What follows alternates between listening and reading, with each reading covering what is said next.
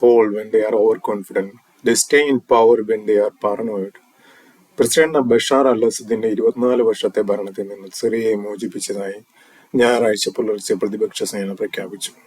സിറിയയുടെ തലസ്ഥാനമായ ഡമാസ്കസിന്റെ പതനം ആഹ്ലാദകരമായ ആഘോഷങ്ങൾക്ക് കാരണമായി. ഡമാസ്കസ് നഗരത്തെ ഞങ്ങൾ സ്വതന്ത്രമായി പ്രഖ്യാപിക്കുന്നുവെന്ന് പൗരന്മാർ മുദ്രാവാക്യം വിളിച്ചു. സംഭവങ്ങളുടെ നാടകീയമായ വഴിത്തിരിവിൽ ഹയാത്ത് തഹ്രീർ അൽ ഷാം അഥവാ HTS നേതൃത്വത്തിലുള്ള വിമതസേന ഡമാസ്കസ് പിടിച്ചെടുത്തു.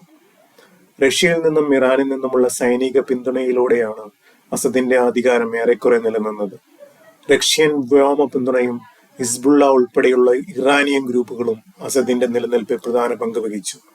എന്നിരുന്നാലും സമീപകാല പ്രാദേശികവും ആഗോളവുമായ സംഭവ വികാസങ്ങൾ അസദിനെ ദുർബലനാക്കി. HTSന്റെ ദ്രുതഗതിയിലുള്ള മുന്നേറ്റം സാധ്യമാക്കി.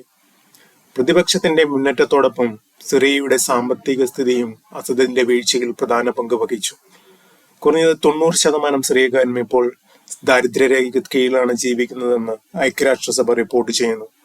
മിതമായ പണപ്പെരുപ്പം ഏകദേശം 2 മുതൽ 3% 2024 ഏപ്രിലിൽ സിറിയയുടെ പണപ്പെരുപ്പ നിരക്ക് 120.4% ജനങ്ങളുടെ ജീവിത സാഹചര്യങ്ങൾ ഉയരാത്തത് അൽ അസദിന് തിരിച്ചടിയായി. സൈനികരും പോലീസ് ഉദ്യോഗസ്ഥരും പോരാടാൻ തയ്യാറായില്ല.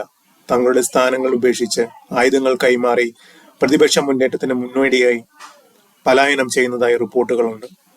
അർദ്ധരാത്രിക്ക് ശേഷം അസദും കുടുംബവും ഒരു കൊമേഴ്ഷ്യൽ എയർപ്ലെയിനിൽ UAE കടന്നതായി സ്ഥിരീകരിക്കാത്ത റിപ്പോർട്ടുകളുണ്ട്.